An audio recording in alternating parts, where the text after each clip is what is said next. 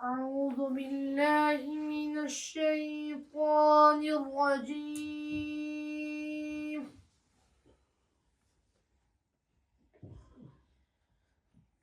بسم الله الرحمن الرحيم.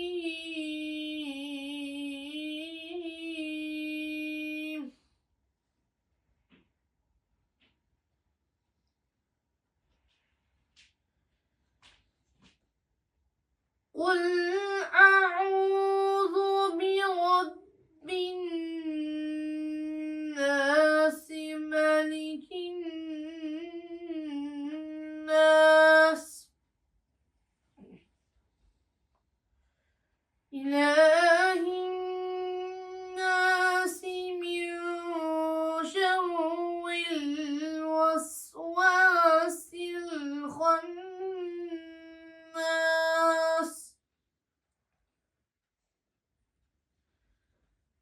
الذي يوسوس في صدور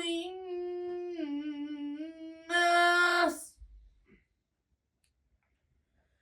من الجنة والناس.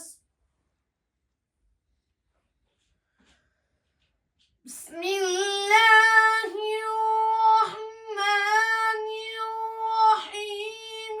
قل أعوذ برب الناس ملك الناس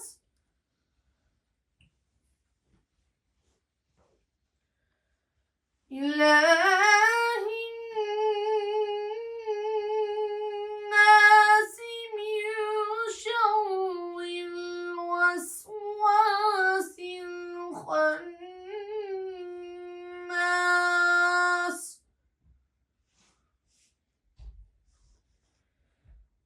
الذي يوسوس في صدور الناس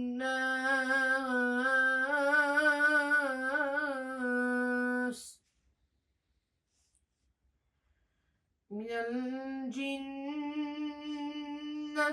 والناس.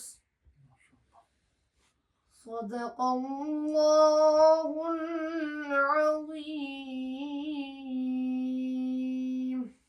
أعوذ بالله من الشيطان الرجيم. بسم الله الرحمن الرحيم. The reason why I asked Simon to stay here just to motivate you, give you, this is a live example for you, Simon, of how great the zikr is. I used to teach Simon, most of you as well, and he couldn't pronounce certain letters properly of an Arabic alphabet. And he also had problems with English word pronunciation as well. And he used to go to special school.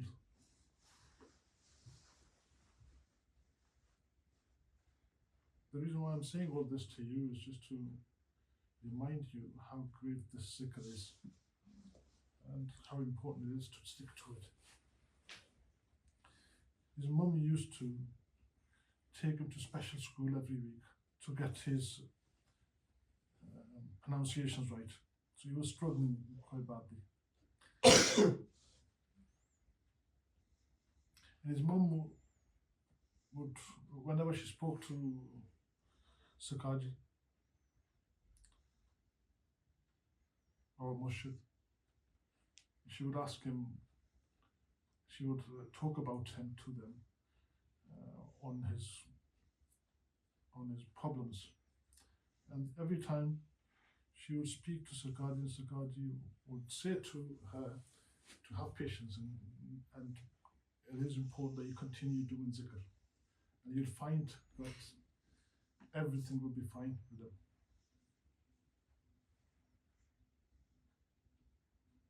And this is the same sign.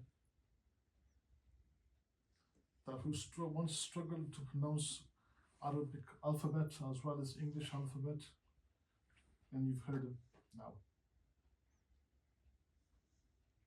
And the only thing he didn't do nothing at all. He stopped going to the private lessons. He stopped going to the private lessons. He stopped it, and he was still struggling even after stopping going there. Now, the only thing he's done is continue doing zikr. The zikr that we are doing, the zikr that we are here for.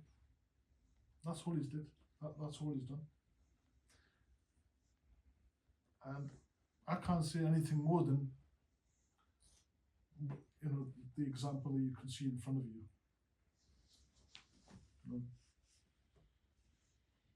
And I keep on saying to you to stick to this zikr. Shaitan, and a lot of the times these difficulties are caused by shaitan and jinnat. And this zikr is so powerful that if we do it on the right places from the five, it burns them out.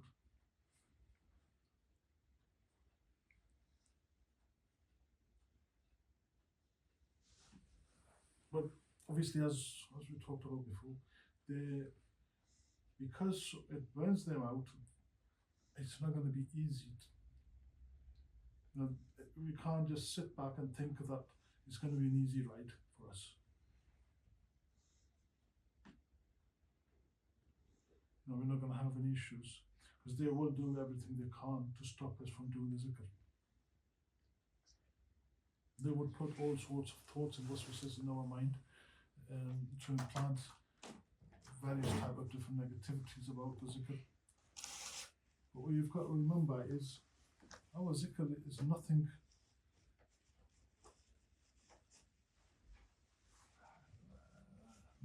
different to what Allah subhanahu wa ta'ala mentions in the Quran, that or what we hear Rasulullah sallallahu alayhi wa sallam telling us to do zikr of Allah. All it is, we do Allah. That's it, Allah's name. But the difference is that we don't just say Allah with the tongue.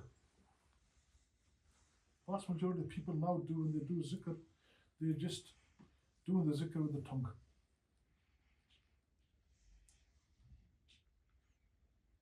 And nothing else. Well, this zikr is not just only with the tongue, but it's a zikr with the qalb, where you can do zikr without anybody knowing that you are engaged in zikr. And the effect of that is that when we do zikr, from the lataif, it produces nur. And as I mentioned many times before, when that nur is produced, it connects with the physical heart, which pumps blood through our body. And when it pumps the blood and the nur is produced from the lataif, because lataif is part of the ruh, and the ruh and the nafs, they're both interconnected with each other. And when the lataif produces nur, it connects with the physical heart and passes into the physical heart. And when it goes into physical heart, the physical heart, when it pumps the blood carries that nur throughout our body. And when it carries through our body, and the shaitan is in our blood, as we learned from Hadith back, it burns it.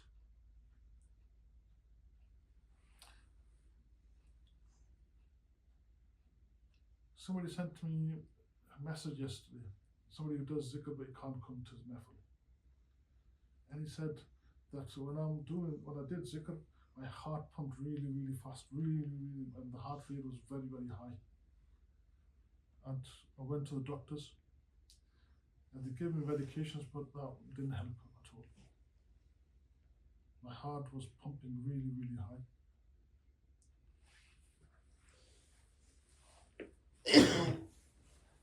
The zikr we do is not, we don't do that zikr on physical heart, as if physical qalb. So why, how is because the heart rate they do is the doctors and, you know, the scientists, they do heart rate on physical heart, not spiritual heart. But the zikr we do is on a spiritual heart. So how his physical heart rate gone so high, when in actual fact he's not doing the zikr on his physical heart, he's doing it on his spiritual heart. So that in itself illustrates that the spiritual heart and the physical heart are both interconnected.